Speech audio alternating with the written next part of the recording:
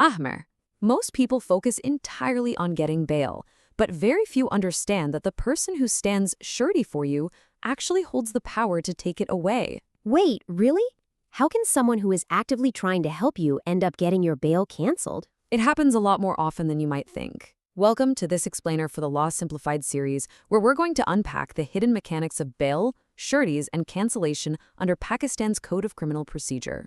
So we're essentially asking, can your savior send you back to jail? Because we usually view a surety, a close friend or family member, as exactly that, a savior.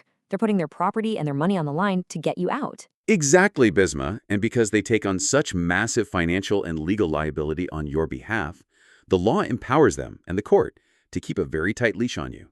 So the person trying to help you the most can absolutely become a strict legal jailer. Let's look at our roadmap for today. First, we'll cover the hidden bail trap. Then, we'll define exactly what a surety is. Third, we'll look at how bail is actually lost. And finally, we'll wrap up with some highly practical tips for survival. All right, let's jump right into Section 1, the hidden bail trap.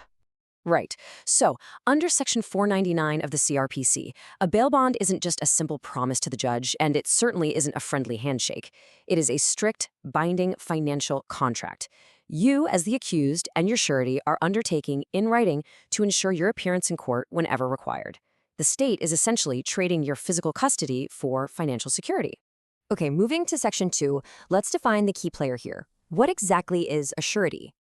To really understand this, we need to look at the difference between two types of bonds.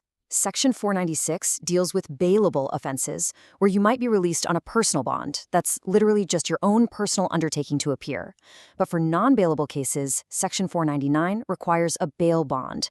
That demands a surety, a third party providing cash or, more commonly, unencumbered property to guarantee you will show up. So can literally anyone become a surety? Not at all. Section 502 of the CrPC is very strict about this. The court needs someone with genuine financial means.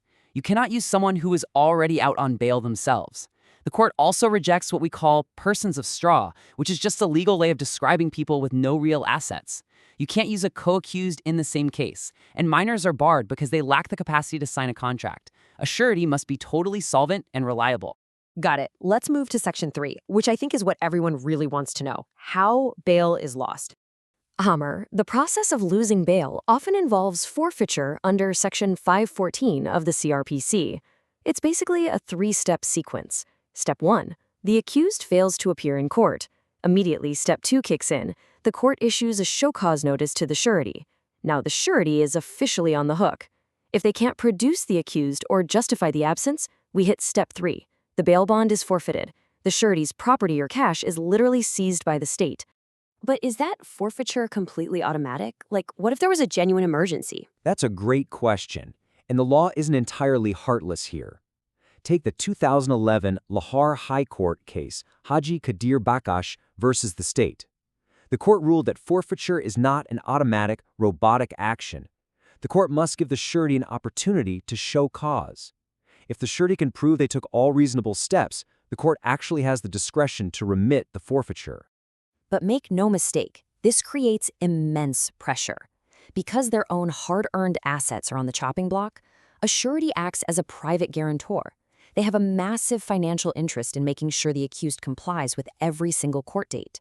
In a way, they almost act as a private warden to protect their own liability. So how exactly does a surety get someone's bail canceled? Well, the most direct route is withdrawal. A surety can file an application to the court at any time to be discharged. Once they do, unless the accused can immediately provide a brand new surety, their bail is canceled and they go straight back to jail. Beyond that, the court itself has formal grounds to cancel bail under Section 497, subsection 5. This happens if the accused misuses bail by tampering with evidence, absconds, violates conditions, commits a further offense, or if totally new evidence emerges that strengthens the prosecution's case. Wait, so the prosecution can just ask the court to cancel it whenever they want? They can certainly ask, but there is a deliberately high threshold here.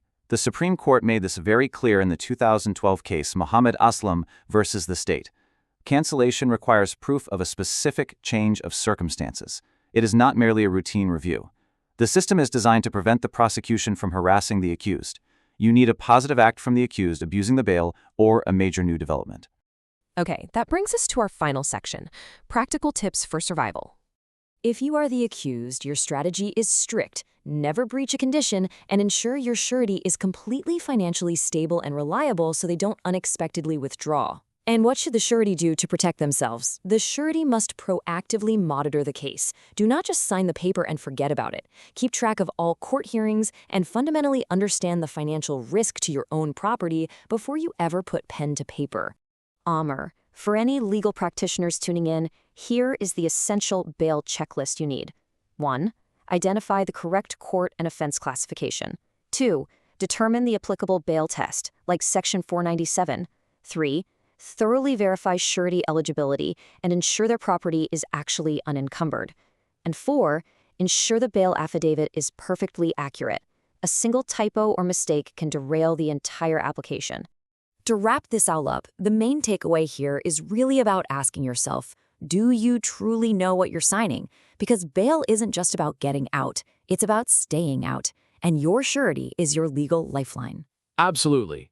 Know your rights, know your surety's duties, and never take bail conditions lightly. Always consult a legal professional for your specific circumstances. Thank you for joining us for this explainer in the Law Simplified series, and we'll catch you next time.